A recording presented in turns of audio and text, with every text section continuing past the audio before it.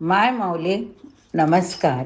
आपण सण वार उत्सव या उपक्रमात सूर्य उपासना पूजा करत आहोत. तर त्याची माहिती आपण जाणून घ्या अभिवाचनातून. सूर्यनारायणाप्रती कृतज्ञता भाव व्यक्त करण्याचा दिवस म्हणजेच महागशुद्ध सप्तमी हा दिवस होय. रथसप्तमी म्हणून साजरा केला जातो. या रथसप्तमीला अचला सप्तमी असे म्हणतात. आरोग्य सप्तमी, अर्क सप्तमी, माघी सप्तमी असेही नावं तिला आहेत. रथसप्तमी हा हिंदू धर्मीय होय. सूर्यनारायणाचे 7 घोडे त्याचा रथ हाकतात.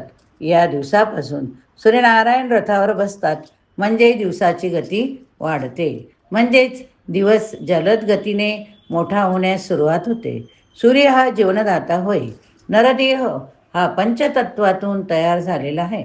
या पंचतत्वातील ऊर्जा तत्व सूर्यापासून प्राप्त होते.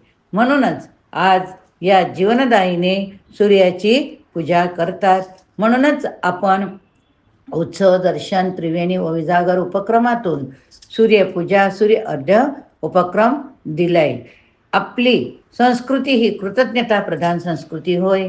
आजचा दिवस हा सूर्याप्रती कृतज्ञता व्यक्त करण्याचा दिवस.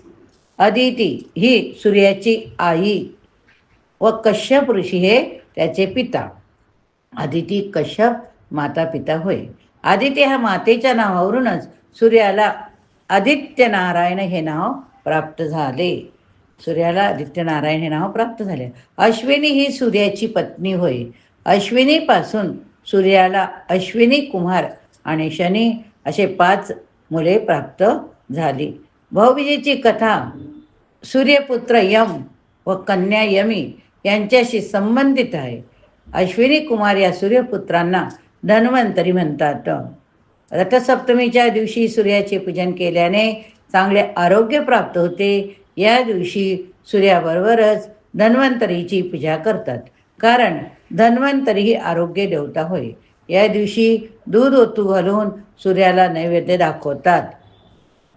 दूध पूर्व दिशेला ओतू गेले म्हणजे सूर्याला लाभले अशी समज आहे. सूर्याला दुधाचा नैवेद्य दाखवणे म्हणजे स्नेहभाव निर्माण करणे असा समज आहे. दूध देऊन सूर्याशी मैत्री करावी. मित्र हा खरा सूर्य सहकार्य करतो, म्हणूनच सूर्याला मित्र संबोधले जाते. मित्राय नमः हे सुद्धा नाव. यासाठी सूर्याला अर्घ्य दिले जाते. या दिवसापासून सूर्यनमस्कार घालण्यास प्रारंभ करतात. सूर्याच्या 12 नावांचे स्मरण करतात. रोज 12 सूर्यनमस्कार घालावे, म्हणजे हा सूर्य आपले जीवनसूत्र चांगले चालविण्यास मदत करेल. सूर्यनमस्कार हे सूर्याचे खऱ्या अर्थाने पूजन होय. सूर्याचे खऱ्या अर्थाने पूजन होय. सूर्यनमस्काराची 12 नावं घेऊया. सूर्याची 12 नावे घ्यायची.